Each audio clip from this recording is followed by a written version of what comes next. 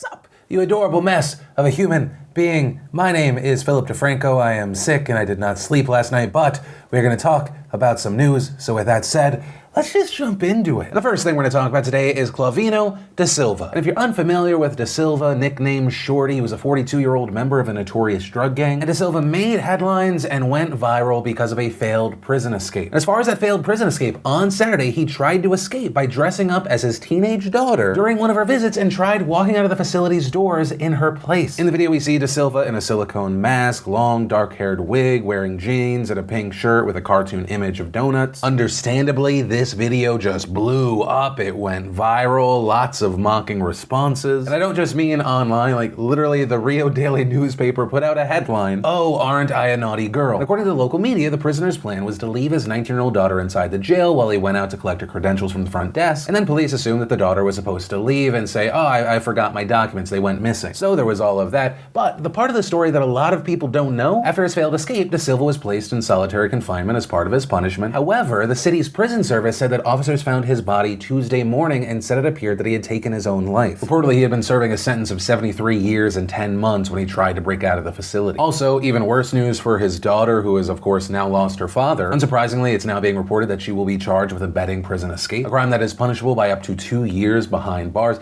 and she's also not the only one. Reportedly, at least 7 other recent visitors, including a pregnant woman suspected of sneaking in the disguise, are also being investigated for their potential role in the failed plot. And then, a story that I think is important to talk about is an almost story. I mean that, for example, yesterday we talked about horrific mass shootings. It's important we talk about it, the how, the why, the heroes of the story that faced horror and did something. To talk about the people trying to make it about things like video games and the potential crackdowns and bans there rather than things that could actually help. But the thing that doesn't get as much traction or as many eyes on it is the almost story, when something horrible almost happens. And according to reports, that is exactly what we saw out of Lubbock, Texas, thanks to a grandmother who was reportedly able to prevent a mass shooting that her grandson was planning. According to a release sent out by the U.S. Attorney's Office in the Northern District of Texas, all of this started on July 13th, just a few weeks before the tragedies in El Paso and Dayton this weekend. According to reports, the 19-year-old man told his grandmother that he had purchased an AK-47 rifle, planned on shooting up a hotel, and then committing suicide by cop. And according to this report, the grandmother was able to convince him to allow her to take him to a hospital. Right? She could sense that he was homicidal and suicidal, and he went to a hospital for treatment. And it wasn't all just talk. He later agreed to allow the officers to search the hotel room that he had booked, and there they did find not only an AK-47, but also 17 magazines loaded with ammunition, knives, a black trench coat, black tactical pants, and more. And according to the U.S. Attorney's statement, they said that when the man purchased the weapon, he lied about his address. On the transaction form that he filled out to the Bureau of Alcohol, Tobacco, Firearms, and Explosives, he used the address of a relative he used to live with, but he no longer lives there, and he was evicted from that residence. So the release says that on Thursday, he was charged by criminal complaint with making false statements to a federally licensed firearms dealer. He ended up appearing in court on Friday. If convicted, he could face up to 5 years in federal prison. And one of the things that was scary was this guy was completely under the radar. Reportedly, he wasn't on any state and federal watch list, which is also why U.S. Attorney Erin Neely Cox made a statement about the incident, hailing the grandmother for her action, saying this was a tragedy averted. I want to praise the defendant's grandmother who saved lives by interrupting this plot, as well as the Lubbock police officers and federal agents who investigated his unlawful acquisition of a deadly weapon. If you suspect a friend or loved one is planning violence against themselves or others, do not hesitate to seek help immediately by calling law enforcement. And I think that's one of the things to take away here, other than just being so incredibly thankful for this grandmother, is if you do see something, say something. But from that, I want to share some stuff I love today, and today in Awesome, brought to you by Postmates. And Postmates, if you don't know, is the fantastic delivery on-demand service. If you want something from the store, your favorite restaurant, you want to snag some drinks,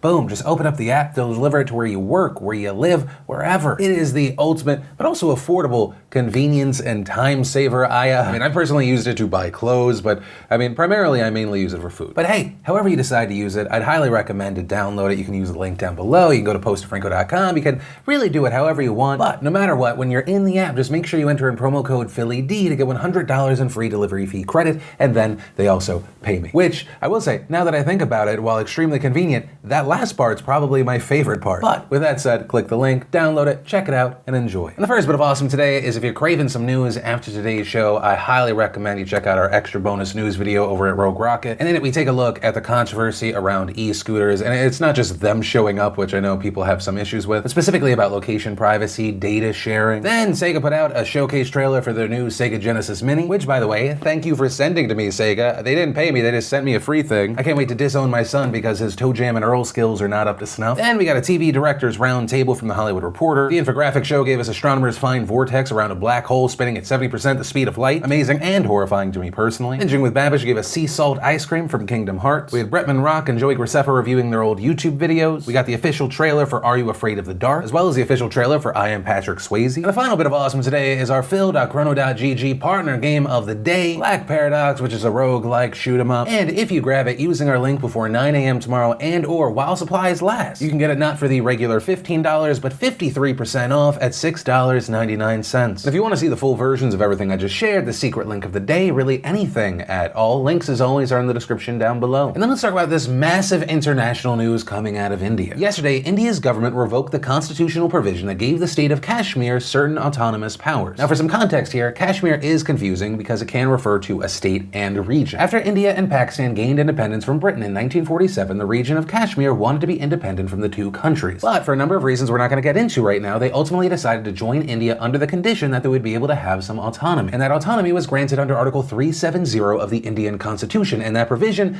as we said, India revoked yesterday. And under that specific provision, Kashmir had been given their own constitution and flag. They were allowed to make their own laws, except for laws regarding defense communications and foreign affairs, which were left to India's central government to decide. Then, after Kashmir joined India, India and Pakistan went to war over the region and eventually agreed to divide the region along a ceasefire line called the Line of Control. And today, Kashmir is divided between India, Pakistan, and China, though India and Pakistan each claim that the region fully belongs to them. India controls the largest part of the region, which until now was the Indian state Jammu and Kashmir. There's still been a lot of violence and clashes both internally and between India and Pakistan there. Since the 1990s, separatists in Indian-controlled Kashmir have been fighting against Indian rule, a conflict that has killed tens of thousands of people. And as we've talked about on the show before, back in February, India and Pakistan clashed in the region. This after reports that a militant group killed dozens in an attack on Indian-controlled Kashmir. Indian Prime Minister Modi later claimed his government had struck a large terrorist training camp in Pakistan's part of Kashmir, but Pakistani authorities denied that even happened. But once again, that kind of oversimplified history lesson, that was kind of just to give you some context about what Monday's announcement means. At the very top level, the Indian government says that it's going to break up the state of Kashmir into two federal territories. One of those territories will still be called Jammu and Kashmir, and it will have a state legislature, and the other will be called Ladakh and will not get their own legislature. Right, and now that Article 370 has been removed, Kashmir won't have its own constitution and will now have to abide by Indian laws. Which, long story short, the move will give the central government in India a lot more control over Kashmir. Also of note, the Indian government said Monday that they are also revoking another provision that had prevented non-residents from buying property in Kashmir, which is a huge deal because Kashmir is one of India's only Muslim-majority territories. So now that other Indians can buy property and move to Kashmir, some experts are worried that it would change the demographics of the region. And the reason these experts are worried is because they think that this will create tensions between Hindus and Muslims, not just in the region, but all over India. Right, but around the changing demographic, others believe that making Kashmir more Hindu is exactly what Modi wants. Right, he's a staunch Hindi nationalist. During his re-election campaign, one of Modi's promises was that he was going to revoke Article 370. Right, but that's the reasoning, what things will look like forward. What about the right now? Well, according to reports, Indian authorities are more concerned about the spike in tensions now that the announcement itself will cause, which actually, regarding that note, according to local media reports, the central government sent 35,000 troops to the region last week in anticipation. Additionally, the Indian government has evacuated all tourists, closed all schools, and cut off internet access entirely. So right now, the people of Kashmir are essentially in not only a lockdown, but also a media blackout. And while the Indian government claims that it made the move in order to better ensure security in the region, many are arguing that it's just a blatant power grab. Right, when this decision was announced, it was met with loud jeers from opposition leaders. Many in India have argued that the move is illegal and unconstitutional, pointing out the fact that under the Constitution, Article 370 cannot be unilaterally removed and that it could only be changed with the consent of the state government, which means that the government's decision could be brought to the country's Supreme Court. Additionally, we saw the government of Pakistan respond by condemning the decision, saying that it violates international law and UN resolutions. In a statement, Pakistan's foreign ministry said it would, quote, exercise all possible options to counter the illegal steps. Pakistan's prime minister also condemned the move and noted in a tweet that President Trump has actually offered to mediate the crisis, and adding, this is the time to do so as situation deteriorates there and along the LOC, with new aggressive actions being taken by Indian occupation forces. This has the potential to blow up into a regional crisis. And as far as if that will happen, we do know that India, for its part, has repeatedly said it does not want Trump to intervene, although a U.S. State Department spokeswoman responded in a statement on Monday saying the United States is closely following the situation. But notably here, she said it was strictly an internal matter. Continuing, we are concerned about reports of detentions and urge respect for individual rights and discussion with those in affected communities. We call on all parties to maintain peace and stability along the line of control. And lastly, China, who of course also controls part of Kashmir, has also condemned the move. But ultimately, that is where we are right now. It is a very concerning situation, just because specifically many experts and political leaders anticipate that India's move will just just create more violence and conflict in the region. And you have Kashmir essentially under lockdown, media blackout, although we have seen protests breaking out all over Pakistan, where protesters reportedly yelled down with India. Also, just today we saw Pakistan's prime minister saying that he expects terrorist violence to increase because of the move, also accusing India's leadership of promoting racist ideology and adding, "I fear they may initiate ethnic cleansing in Kashmir to wipe out the local population." And later saying, "If India attacks us, we will respond. We will fight until the last drop of blood." But ultimately, that is where we are, an escalation and continued fighting between